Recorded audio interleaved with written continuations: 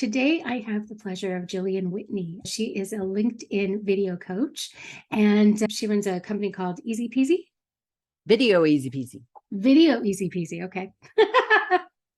I had the pleasure of doing a LinkedIn Live with Gillian, and one of the reasons I wanted to bring her on is that video is one of the most discoverable videos that I have out there. So she's an expert in visibility. She is an expert in how you present yourself visually, and she's just a fun person to talk to. So she is actually Canadian. You actually have 3 different citizenships, don't you? 4? What are all 4? Okay, born in Canada. So Canadian born abroad. No, not Canadian. Canadian born. Sorry. So Canadian, British born abroad, because both my parents were British. And then I found out when I grew up that made me a citizen. So I have the passport to prove it. I'm also an American. So I'm an American citizen. I live in Las Vegas, Nevada, in the United States. And I am Israeli. So I lived in Israel during the pandemic and then came back. Not a good time to move abroad in the middle of a worldwide pandemic. So I decided to come back home and help out with family. So back in the United States and maybe back to Britain soon. So that's the goal. Oh, interesting. I didn't know all of those details. I was actually looking at your LinkedIn profile and I realized we actually went to the same university.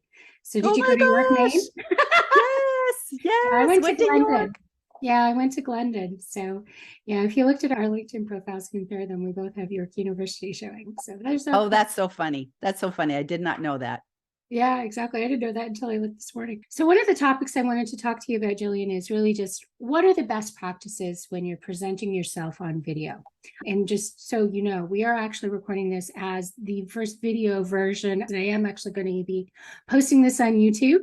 I couldn't have Gillian on here and not actually take advantage of doing the video. So there's that. So I even brushed my hair. Exactly. That's right. I even put on makeup. Ooh. So what are the best practices that you start with when you're first working with an individual? Start with what you have. That's the most important thing. I think people can get really hung up on the tech, thinking they have to go out and buy fancy equipment and have all these things, when reality, just the phone that you have, that's good enough. If you're not a phone person, that's okay. Neither am I. Use desktop, using your webcam, using Zoom. That is a wonderful way to make videos. So just start with the tools that you already have and keep it easy peasy, because that's my theme. Always making video easy peasy. So the things that I recommend is want to have good sound. So you want to have a microphone. Microphone's really good. You want to have stable video. So you want a tripod. There's nothing I find more annoying than watching shaky cam and having somebody walk down the street with a video. That'd be pretty silly with a laptop, but people do it all the time with their phone and it's like you're all over the place. So you want the tripod with the webcam. Usually our built-in computer camera is not quite good enough. So I really recommend a good webcam, and they're under $100 now. They're about $50. And then light. Light is so important. Light. So I have right now the natural light of the window. Always face the window. Don't have the window behind you, because then you look like you're in the witness protection program. Because what happens is your camera focuses on the light, which puts you in darkness. So that's why it's so important. So you want to look into the light. A window will do. A ring light's nice, adds in, makes this not look so wrinkly. Gets out all the flaws. And that's about it. And then just be aware of your background. You want to make sure that you don't have, clutter and laundry and all that sort of stuff in your background. So those are your main things. And also too, when you're on an interview like this, you want to wear those headphones. So, that can help, because I know a lot with LinkedIn Lives, you can get a lot of feedback with the 2 people talking. So those are the basic things. Sounds good. I love the beautiful flowers in the counter in the background there. Thank you. And I had my husband install wallpaper, so I have a dedicated background that this is seamless for everything that I do. And I just have a ring light right now. In terms of headphones, I'm deaf in one ear. So I actually find headphones challenging, even though I did do one podcast where he insisted that I wear headphones. And I'm like, okay, this isn't going to work that well. Yeah. Interesting. That's good to know. And that actually brings up another point of always make sure that your videos are inclusive. Yeah. For all your different viewers. So, whether you're talking about something, don't assume that people can even see your videos sometimes. So describe what's on the screen, describe what, if you're doing a presentation and you're showing things, make sure that you're recording for the ear and the eye, because we just don't know what people's disabilities are. And then, of course, also too, I'm a huge fan of captioning. It is an absolute must. And again, if you use Zoom, you can get those captions and use them. So there's just no excuse anymore not to do captioning. There's so many free tools out there. Yeah. And it's not actually even just a disability thing either. It True. depends on environment, right? So I used to work in call centers. I couldn't listen to the videos because I was busy actually doing work. And so just in between calls, I'd be able to watch something, but I would read the captions because again, that whole thing with the earphones, it just didn't work for me because I had to have the headset on for work calls. So I couldn't be switching everything. Exactly. And sometimes you could be in a library, you could be in a doctor's office. I've taken some courses, and sometimes I like to do my courses like when I'm in bed and I like to watch and my husband's already asleep and I don't want to sit there wearing headphones in my bed. So I just watch with the captions, and so that works for me. Captions are so important for so many different reasons. Yeah, no, exactly. I love captions. And honestly, my kids even use them when we're watching TV. And I think it improved their reading. So there's a lot of educational reasons to do it as well, too. So you mentioned courses. So that's definitely part of it.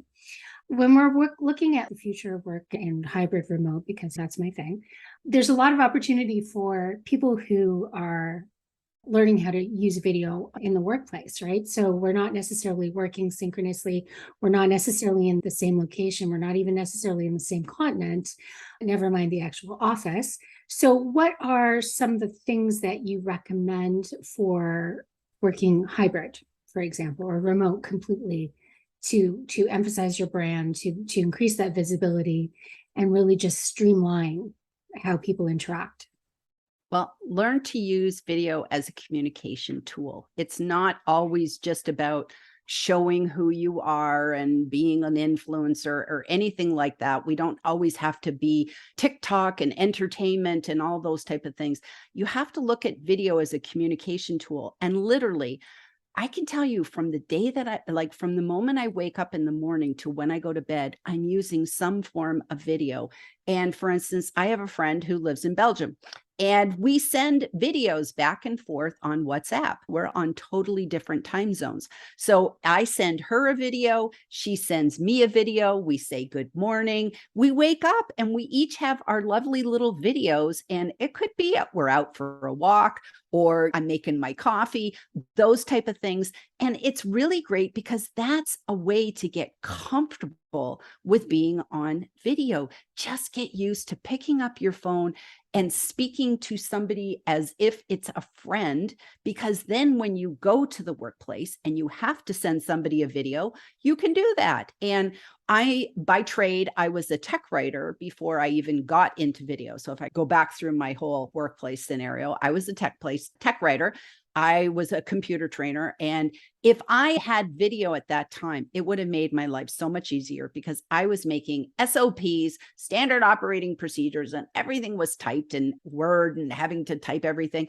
People would much rather have a little video that says, hey, here's how we upload photos for the website, or here's how we send this to our clients. Or if you think about onboarding or getting to know your staff, these are all ways that you can incorporate video into the workplace. And some of the things that I'd love to see is if you went to a business and you saw here's the team, let me click on their pictures and get to know them. Just a little intro video so I know, hey, here's Jane, she works in accounting, or here's Sue, she's in charge of our Q&A, quality assurance, that sort of thing. So these are ways that you can incorporate it. But I can tell you, coming from a document management background and technical writing background and computer training, the more SOPs that involve video and short things or chaptered videos that show, okay, if you're going to do the company newsletter, you have to do this and this. Chapter it out so that if I remember how to do this part, I can skip to what I want, because that's what we want, consumable video, that we can just get what we want. So searchable and consumable. Yeah, no, definitely. And that's great for synchronous work too. And you mentioned knowledge management. One of the best practices out there is, do you have a single source of truth? So GitLab is one of the leaders in that. And so basically you can create like a manual with standard operating procedures, like you mentioned, for everything that the company does.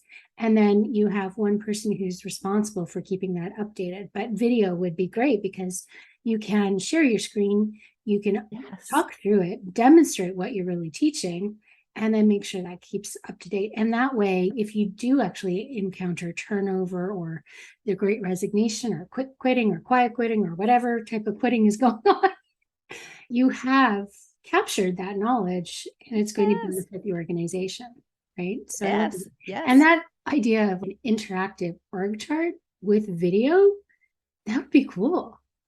Brilliant. Cool. It's brilliant. It's absolutely brilliant. And I've often thought, if we even just made the shift to something like LinkedIn, and I talk about what would I love as a video person for LinkedIn, I would love a choose your own adventure on my profile that you could come to. Does that now sound fun? Yeah. And you could go to my profile and it's like, what do you want to know about Gillian? Maybe I have an intro like I do on my regular LinkedIn, but it's get to know Gillian.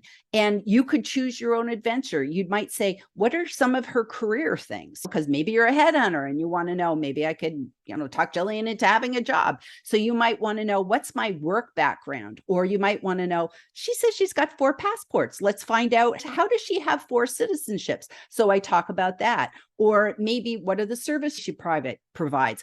All these different things could be about me, but choose your own adventure and you learn what you want to learn. And I think that's the kind of thing that will be coming to video, could work in the workplace, can work on social media, just ways that we can get to know people at the speed we want to. That personalization really of experience.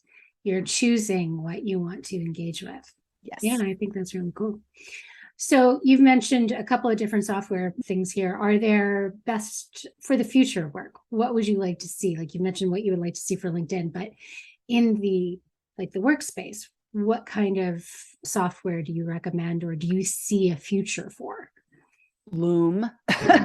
Loom is my favorite one out of everything, because Loom has, not only for someone like me who's a solopreneur, Loom has a team option so that you can have a team library of all your videos housed in one place, because that's always the biggest thing. You make a video and then where does it live? Where's it going to reside? And I can tell you from a document management background, that's really important. And you don't necessarily always want to put everything on YouTube. So Loom is an excellent place because you can go, you could have a video library, you could have folders, you can search those folders. And here's the things that I like about Loom.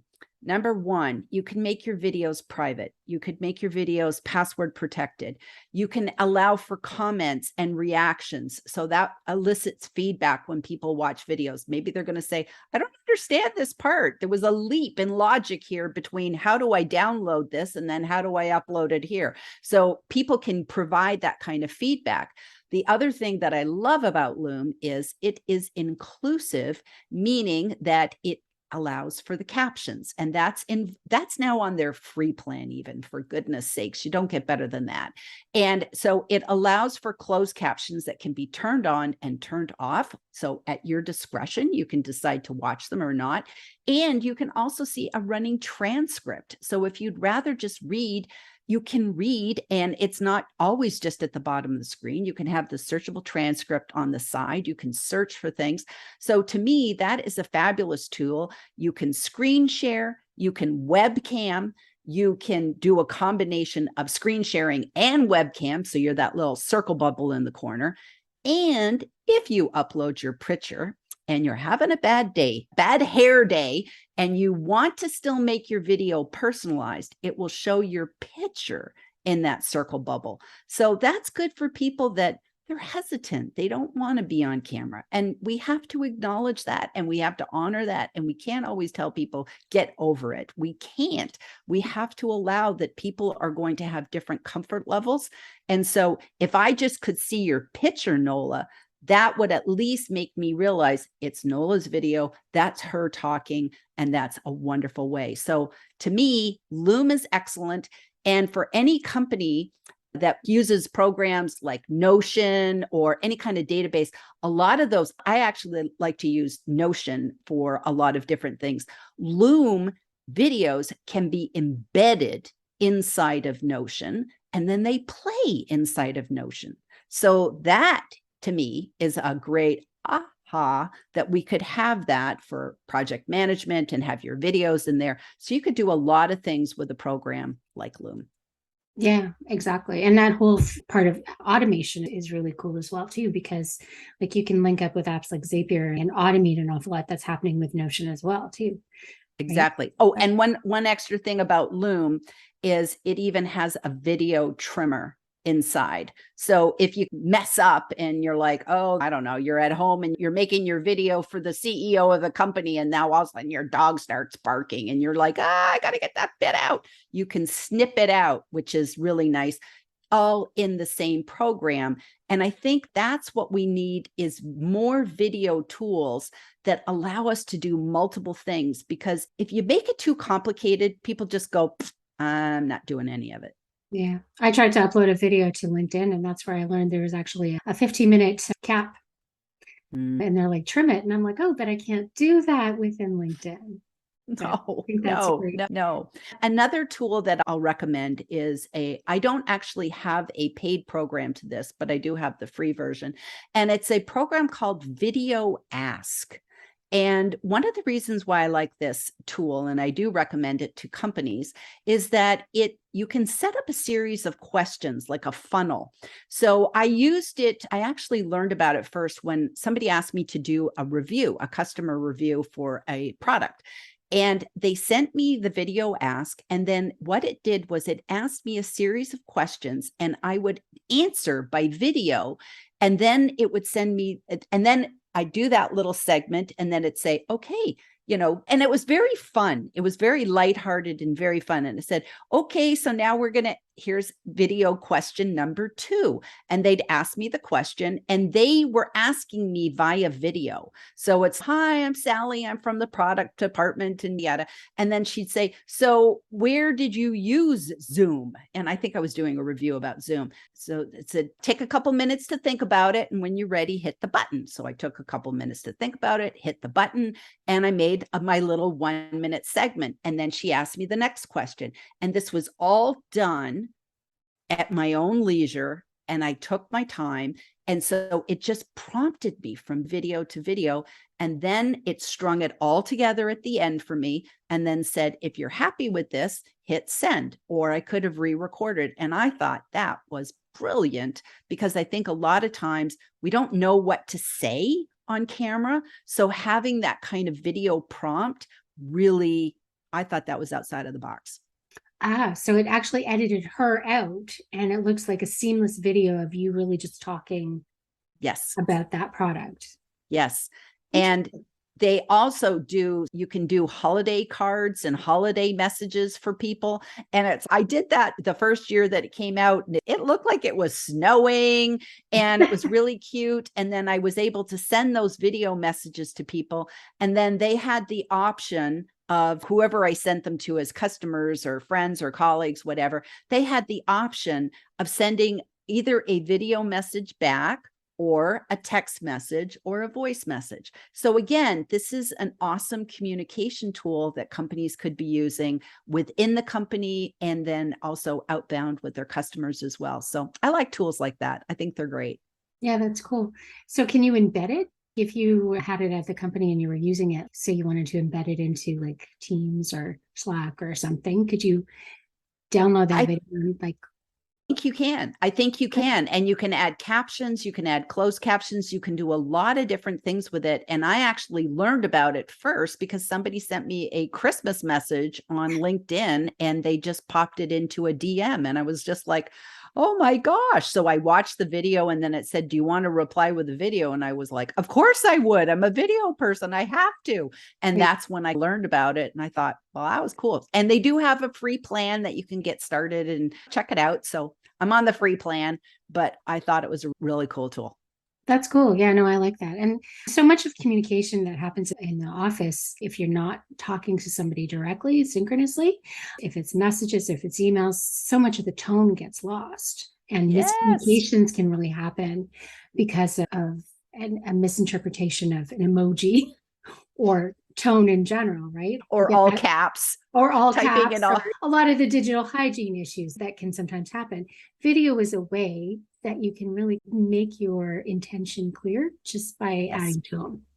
Yes. Yes, I agree. I agree. And that's why I think live is good. Having live streams within companies is a good way to connect with your employees. And I had somebody recently in my LinkedIn Live, and they were talking about how the CEO gets on and does lives. And that's a really good way for people to just see them in a different light, more of a town hall approach. You can ask questions, those type of things. These are all good things to have. And we just have to focus on the fact that not people don't always have the expertise. So the more you can get into programs that help us learn these skills, and we talked earlier about Toastmasters is one where I'm picking up hybrid skills. These are all good things and are all making us much better at our businesses and in our jobs. Yeah, that Toastmaster story that you told me is actually a really great illustration of how intentional events really have to become in order to make sure that they stay inclusive for all of the attendees. Do you want to tell us about your Toastmasters experience? Absolutely. So I'm a huge fan of Toastmasters. I think anybody and everybody should belong to Toastmasters because you learn great communication skills and leadership skills. And one of the interesting things is before the pandemic, Toastmasters meetings were always in person. And I know that when I lived back in Utah, I had to drive 45 minutes to get to my Toastmasters meetings and 45 minutes back. So I always used to say, can we do this via Zoom? And they were like, no. Then came the pandemic and the world changed. And my Toastmasters club is in Las Vegas, and they have gone out of their way to embrace Zoom during the pandemic. And then when we started meeting back in person again, they decided we would continue to stay a hybrid meeting environment. And what we do is we have the Zoomies. That's what we're called, any of us who dial into Zoom. And we have to spend a lot of time at our club, and we have had to up level our tech skills in order to do this. So what we do is we have our meeting is held in a church. They donate the space to us, and we have a room with a large screen TV behind the podium and the lectern, whatever. And that's where you would speak. And then in addition to that, we have two laptops, one forward facing and one facing the presenter so that they can see everybody on Zoom. And then the forward facing one is a camera that's picking up the room so that the Zoomies can see what's going on. In addition, we have a microphone, power strips all over the place, good Wi-Fi connection. And this takes a lot of time and dedication to set this up every time we meet, which is twice a month. What does the In lighting addition, look like? the lighting is actually phenomenal, and it's all ceiling lighting. So it's like a standard traditional classroom like you would have in an elementary school. So the lighting is really good, and we can all hop in via Zoom. And a lot of our guests to come on the Zoom call. So we usually have one or two of us, and it seems that there's always somebody from the club that is the Zoom host. So for instance, I was there this week. I was welcoming our guests in the chat so that they felt welcome. I was able to take a PDF of our agenda for the meeting, put it in the chat as a document so that they could pull up and follow along, because Toastmasters is very minute by minute organized with, we're going to have speech one and then this evaluation and all these different things. But we also include all of our Zoomies by giving them roles in the meeting. Guests are allowed to participate in the impromptu speaking, talk about why they're there at the meeting, give their comments at the end. So we do all that sort of interaction. And the Toastmaster always makes sure that we have heard everything. So if somebody does speak from their seat, which we try not to, we try to have everybody come to the front of the room, he or she will turn around and say, the timer said that so-and-so qualified. They always make sure we're filled in and we're not going, what? We can't hear. So that's really good.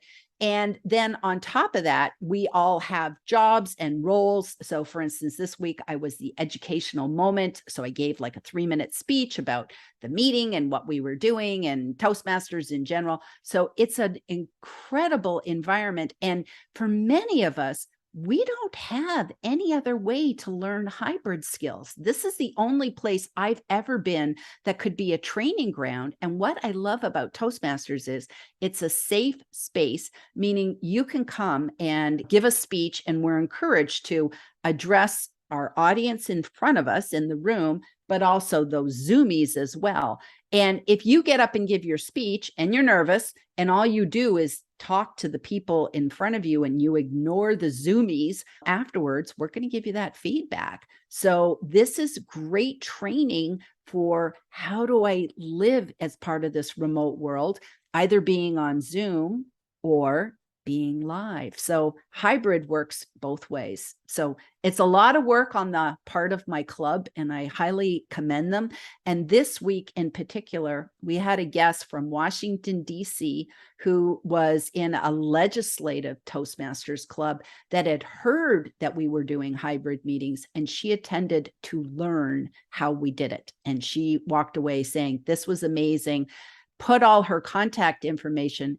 And then we saved the chat, and we made sure to save the chat. And then we had all that information. So nobody has to type stuff in. It's just a great way to go. So highly recommend that. Yeah, no, it's great. Are you familiar with Priya Parker?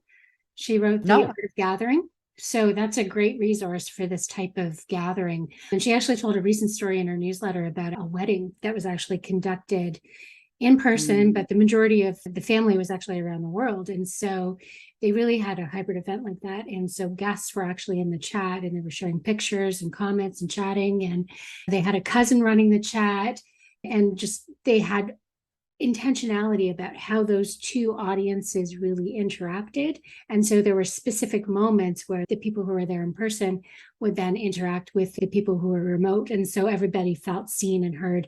And saving the chat, it's like a permanent record of what happened during the whole event. Who has that record of their wedding? I got married in 98. I have a video. My father-in-law handed it off to a staff member, and you have to watch it sideways, but that's it. Right. That's like so one of my citizenships is being in Israel. And I lived in Israel during the pandemic, and we had a Passover Seder for our family. I'm Jewish. We had a Passover Seder, and our Passover Seder was the United States, Canada, England, and Israel. So we had 4 countries. My sister hosted the Passover Seder. So she had several people live at her house. And so she was able to show all the different things, because Seders are big things. You have that with your whole family. And of course, because we were in Israel, we had to get up at 5 o'clock in the morning to go to this. So the time zones with all these different things. But you know what? Sleep's overrated. We all showed up because it was important to be there for family, and we recorded it. So we have that recording for all time, that we, at a time when the world was so closed and so isolated, our family got together across all those different countries and all those different time zones, and were able to participate in this Passover Seder, and we'll save that memory forever. It was amazing. Yeah. And that's the beautiful thing, is like you can create that sense of belonging. You can create that togetherness really with some imagination, some intention, and you have that, right? So that's where I think people and organizations can really learn from this type of intentional gathering that's happening outside of the workplace. So that's beautiful. Thank you so much for sharing that memory. Anything else you see for the future of work that you think that video could really Is there something that you would like to see? What, if you had a magic wand, what would you create? I'd probably like to just say more people doing casual videos and just feedback that sometimes it could just be letting me know I did a good job, letting me know that, hey, I see that you came in this weekend and you worked a little bit extra and you worked a little bit longer. Give me that kudo. Give me that kudo. And more town halls, more think tanks. I remember I had the opportunity once to, as the Google goddess is one of my other hats that I wear because I know so much about Google. And I had the opportunity once to go to Google's headquarters in Mountain View, California. And one of the things that I really enjoyed learning about Google is that they do town halls with their employees, where they actually get to have access to the high level people and give their feedback, be heard. And I think more of those things with video, allowing for the remote workers to come in, allowing for the in-person people to come in. Those to me are things that I think more companies should embrace. Yes, it makes you more vulnerable. Yes, you don't know what people are going to ask, and sometimes you could be uncomfortable, but these are the kind of things that, to me, video is the ultimate trust builder. And so I think we're going to see more of that in the future. And that would be my wish, that people just embrace the raw stuff with video, be yourself, be genuine. We don't need polished videos that show all these fancy effects and those type of things. We don't need that. We just need people to turn on cameras and be human beings. And that to me would be my wish list. Okay, cool. No, I think that's great. I come from a background where we had those types of ask me anythings and town halls and whatnot. And it changed once you had access to be able to ask those direct questions. Because I remember attending them in person for years, and you would leave and not feel that you'd learned much because you couldn't target your questions. And once the pandemic hit and it all was converted to Teams or Zoom or whatever it was, and you had the opportunity to ask, it was interesting to watch the chat and see those answers be answered live. It's also illuminating to find out what they didn't answer. Yes. And that's another thing I would like is, are you collecting the questions that are asked during those sessions and really fulfilling like an FAQ after the fact? And there might be things that you're not necessarily comfortable answering on the fly, but the fact that you're uncomfortable doesn't mean that they shouldn't be answered. Right? They should be addressed in some sort of way, even if it's just to say, I understand you're interested in this. We can't disclose it at this time. At least you're acknowledging it. And I think that would be that what you just said is a great thing, that companies could take some of those snippets and make snippets from their live town halls of, here's some of the highlights, so that if people don't want to sit and watch a whole hour, this is like, you got to make sure you at least saw this bit, and just have those, and that way people can just bite size morsel it out. Those are great ideas. Yeah, no, definitely it is. There's a lot of potential there. And that fuels asynchronous work too, right? So especially if you're global, especially if you're fighting time zones, you're not necessarily going to be able to attend all of those events that you need to.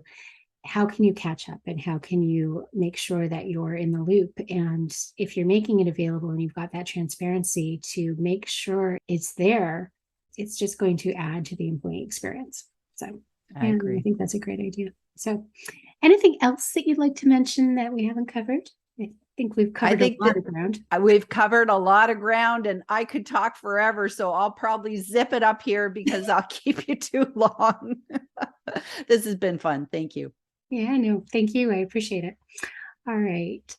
I'm just going to hit Zoom. Oh, and before I do that, actually, I'm going to mention that I'll make sure that you've got Gillian's LinkedIn and her YouTube, and so you can capture her videos for yourself, and we'll put that in the show notes. Super. All right, Thank you. perfect. Thanks.